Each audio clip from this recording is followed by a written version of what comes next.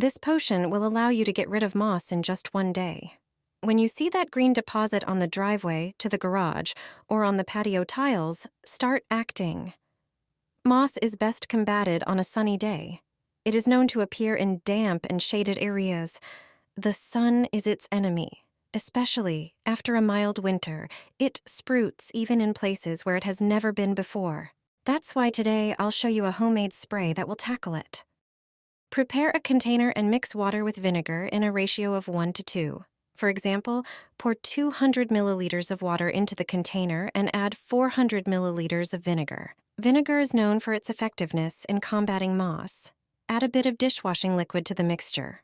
The liquid alone doesn't combat moss as effectively, but it prevents the mixture from running off the tiles or bricks. If you also add this oil, the mixture will be more effective.